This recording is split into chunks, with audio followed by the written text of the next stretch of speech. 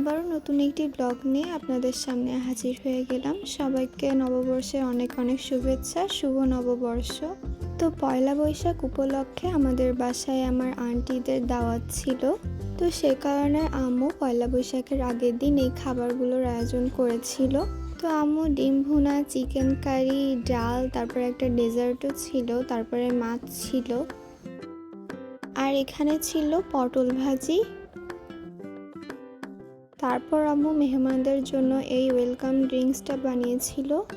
আমাদের এই ভিডিওটি যদি আপনাদের কাছে ভালো লেগে থাকে তাহলে প্লিজ আমাদের চ্যানেলটিকে সাবস্ক্রাইব করে আমাদের পাশেই থাকবেন, আর যারা আগে থেকেই করেছেন তাদেরকে অসংখ্য ধন্যবাদ। তারপর এই যে আমি এখানে একটু রেডিও হয়ে গিয়েছিলাম। তো আমি রেডি হওয়ার পর আম্মু আমাকে বলছিল যে ডেজার্টটা বানিয়েছে মানে পায়েস, সেটার উপরে পেস্তা বাদাম কুচি করে দিবে। তো আমি এরকম রেডি হয়ে এখন বাদামগুলোকে পরিষ্কার করে নিচ্ছি। আমার তো এটা একদমই ভালো লাগে না যে সুন্দরভাবে রেডি হওয়ার পর আবার যদি কোনো একটা কাজ থাকে। আর এখানে এই যে আমার কাজিনরাও চলে এসেছে, আর এই যে দুই ভাই বোন খেলতে খেলতে মাঝখানে ঝগড়া শুরু হয়ে গিয়েছে। তারপর আমরা দুই বোন একটু বৈশাখের গানে পিলো পাসিং খেলছিলাম এখানে, আর ও তো খেলতে খেলতে বারবার সামনের দিকে এগিয়ে আসছিল। তো আমি এখানে বলছিলাম যে একটু পিছনে যেতে, তাও সে যাবে না। তার পরের দিন, এটা হচ্ছে পয়লা বৈশাখের সকালবেলা, আমরা অনেক সকাল সকাল সেদিন ঘুম থেকে উঠেছিলাম। আর এটা হচ্ছে আমার পয়লা বৈশাখের ড্রেস। তো ড্রেসের সাথে ম্যাচিং করে এরকম একটা হোয়াইট জুতিও আমি নিয়েছিলাম। আর এখানে এই যে আমরা বের হয়ে গিয়েছি। আমরা প্রথমে ভেবেছিলাম যে চিনমত্রিতে যাব, তারপরে আর যাওয়া হয়নি। তারপরে আমরা গিয়েছিলাম রমনা পার্কে। আর আমরা সকাল সকাল পার্কে যাওয়ার কারণে এখানে সেরকম একটা ভিড়ও ছিল না। তো কে কে পয়লা বৈশাখের দিন রমনা পার্কে গিয়েছিলেন কমেন্টে জানাতে পারেন। যেহেতু রমনা পার্ক আমাদের বাসা থেকে অনেকটাই দূরে, সে কারণে এখানে সচরাচর আসা হয় না। আর আমরা রমনা পার্কে গিয়েছিলাম প্রায় 7-8 বছর পরে। আমি যখন অনেক ছোট ছিলাম তখন একবার আসা হয়েছিল, এরপরে এই প্রথমেই আমি এসেছি। তো রমনা পার্কে অনুষ্ঠান হচ্ছিল, কিন্তু আমরা সেই অনুষ্ঠান দেখতে পাইনি, কারণ এরপরেই ছিল আমার স্কুলের অনুষ্ঠান। আর এখানে আমি কিছু পিকচার তুলে নিচ্ছিলাম। আর আমরা সেদিন সকালবেলা বের হলেও গরমটা কিন্তু অনেক ছিল।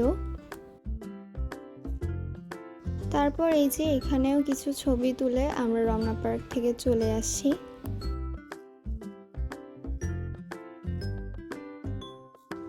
তো আমরা রমনায় এসে অনেক খারাপ অবস্থা, প্রচুর ভিড় এখানে, প্রচুর ভিড় সেখান থেকে প্রচুর ভিড়। সকালবেলা তো খুবই ভালো লাগছে। এখন আমরা যাবো স্কুলে। আমরা যাওয়ার পরপরই পার্কে ভিড়ও বেড়ে গিয়েছিল। সবাই ঢুকতেছে আর আমরা বের হচ্ছি। আর এই যে আমরা এখন বের হয়ে যাচ্ছি রমনা পার্ক থেকে। তারপরে সাডেনলি প্ল্যান হলো যে আমরা এখন স্কুলে না গিয়ে যাব রবীন্দ্র সরোবরে, কারণ স্কুলের অনুষ্ঠান শুরু হবে আরও কিছুক্ষণ পরে। আর এই যে আমরা যেতে যেতে রবীন্দ্র সরোবরের অনুষ্ঠান শেষ, কারণ রবীন্দ্র সরোবরের অনুষ্ঠান একদম ভোর থেকেই শুরু হয়েছিল। তারপর আমরা এখান থেকে কিছু মিষ্টি কিনে নিলাম। আর এইদিকে দেখুন বের হওয়ার সময় কত ভিড়। আমার বাবা মা পান্তা ইলিশ খেয়ে বের হয়েছিল, কিন্তু আমার পান্তা ইলিশ পছন্দ না বলে আমি এখন রেস্টুরেন্টে চলে এসেছি। এরপর এই যে আমি স্কুলে চলে এসেছি। তো বড় আপুরা এখানে শোভাযাত্রায় যাবে, তো যাওয়ার আগে এখানে কিছু ছবি তুলে নেওয়া হচ্ছে। আর আমি এখানে ব্যানারের কাছে যেতে যাচ্ছিলাম না, কারণ সবাই দাঁড়িয়ে পড়েছিল। তারপর একটা আপা এই যে সামনে থেকে দেখেছিলেন যে আমি এখনো দাঁড়াইনি, তো উনি আমাকে ডেকে নিয়েছিলেন। আর আমি ওইখানে যাওয়ার পর আমার পাশে আর একটা আপু এসেও দাঁড়িয়েছিল। তারপর আমরা এখানে সবাই মিলে ছবি তুললাম। আর এই যে স্কুলের ভিতরে এরকম স্টেজ সাজানো হয়েছিল, তো ছোটরা সবাই নিচে বসবে আর আমাদের টিচার আর ভলেন্টিয়াররা উপরে চেয়ারে বসবে। তারপর এই যে এখানে আমার খালামণিও চলে এসেছে। আর আমি আর আমার খালামণি কিন্তু একই স্কুলে পড়ি।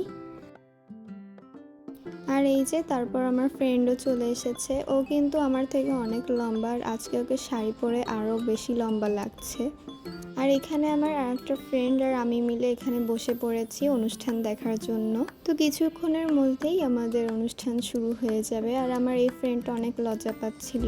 আর এই যে আমাদের পিছনে জুনিয়ররাও বসেছে। অনুষ্ঠানে সূচিপক ধারা। এবার আমাদের আজকের আয়োজনকে আরো অর্থবহ করে তুলতে আমরা শুনবো আমাদের সম্মানিত শিক্ষক মণ্ডলীর কিছু কথা। প্রথমেই সম্মানিত শাখা প্রধান জনাব কাজী আঞ্জুমান আরা বেগম আপাকে তার মূল্যবান বক্তব্য প্রদানের জন্য মঞ্চে আমন্ত্রণ জানাচ্ছি। মেলা গান নিয়ে আসছে নবম শ্রেণীর শিক্ষার্থীবৃন্দ। আমরা করতালির মাধ্যমে তাদের স্বাগত জানাই।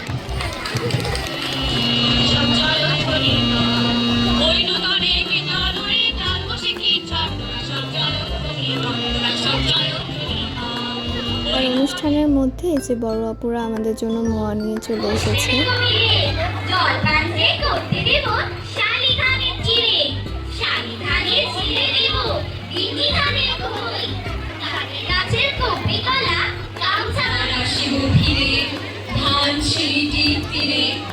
তো অনুষ্ঠানের মাঝখানে আমি আর আমার ফ্রেন্ড একটু ভিডিও বানাচ্ছিলাম।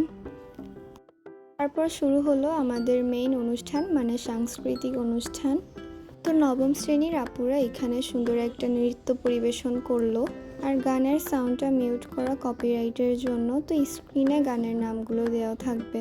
তারপর আবারও নবম শ্রেণীর দুইটা আপু নাচ করলো।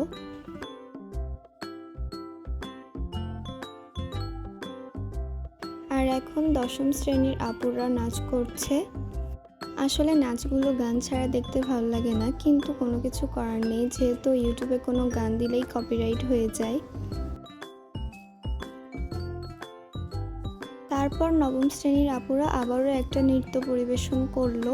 তো বড় আপুদের এই নাচগুলো আপনাদের কাছে কেমন লেগেছে আমাদের কমেন্টে জানাতে পারেন।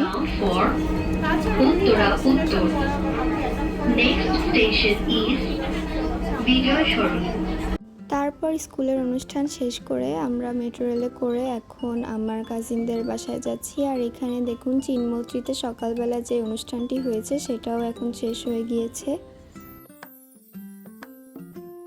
আমরা এখন চলে আসছি ফাতিহাদের বাসায়। এই যে ফাতিহা, ওই যে ইস্তিয়াক কি ড্রয়িং করছে এটা?